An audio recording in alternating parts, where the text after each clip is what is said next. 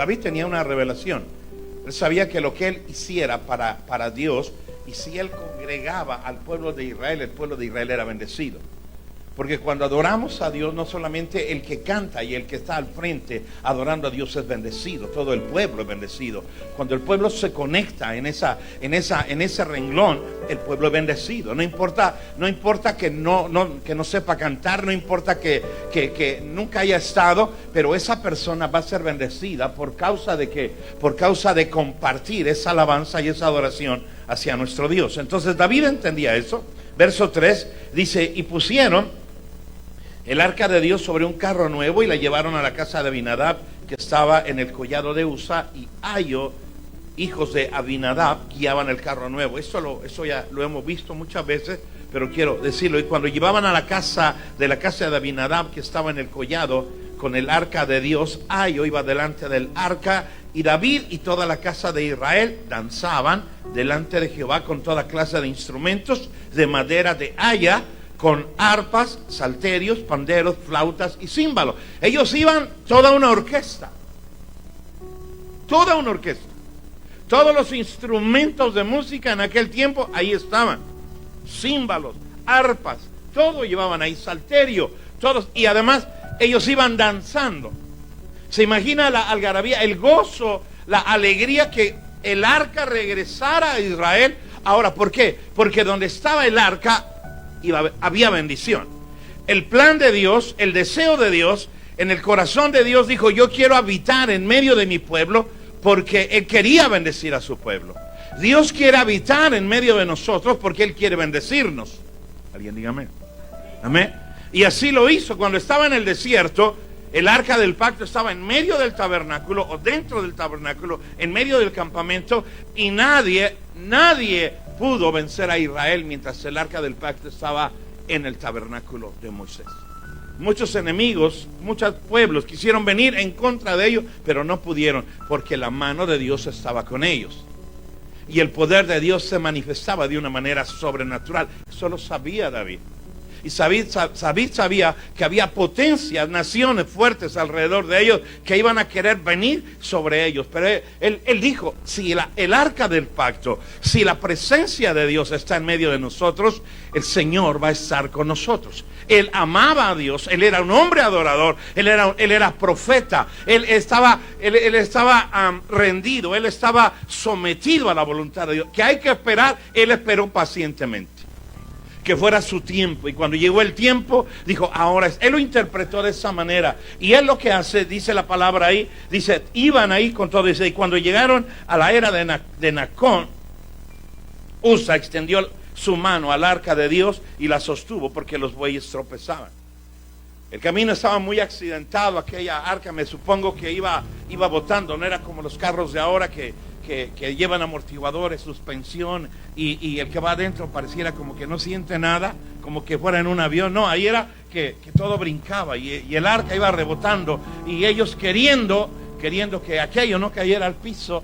Aquel hombre, que era uno de los hombres de mayor rango de los militares que eran de David, trató de detener el arca, y sucedió algo terrible. Dice el verso 7: y el furor de Jehová se encendió contra Usa, y lo hirió allí Dios por aquella temeridad, y cayó muerto junto al arca de Dios.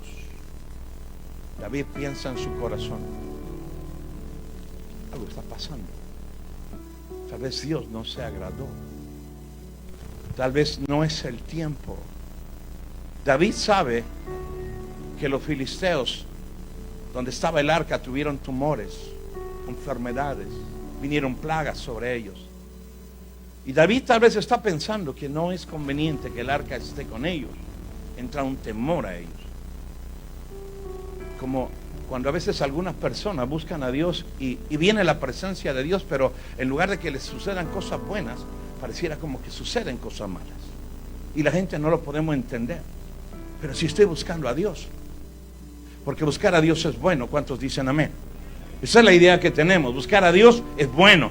Amén. Ok, y el Señor muchas veces se detiene de venir a nuestras vidas por alguna razón, y lo vamos a ver ahora. Y David se entristece por haber herido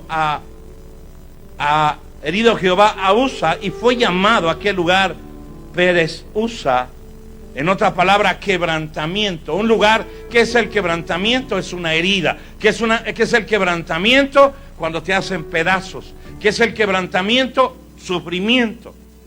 Y Pérez usa lo que significa, es eso precisamente, el lugar donde hubo un quebrantamiento, o Dios quebrantó a Usa, lo acabó, lo eliminó, lo mató.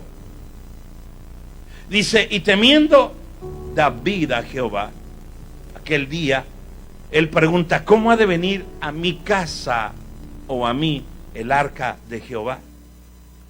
Entonces David ya no quiso, ya no por él, sino porque nadie más pereciera, porque nadie más tuviera algún contratiempo, algo negativo. Dijo, vamos a dejar el arca, y buscaron un lugar donde ponerla. No la abandonaron ahí, sino, me supongo que la casa más cercana de un hombre llamado, y lo dice ahí, vea lo que dice ahí en el verso 10, de modo que David no quiso traer para sí el arca de Jehová a la ciudad de David, o sea, a Jerusalén, y la hizo llevar David a la casa de Obed Edom Geteo. No era judío, no era israelita, era Geteo, de la tribu de Het.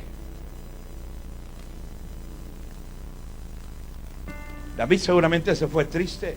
Imagínense el cuadro, una gran fiesta, una gran orquesta, toda la gente danzando, haciendo celebración, porque finalmente el Dios grande, el Dios de Israel va a llegar con nosotros, va a estar en medio de nuestra nación.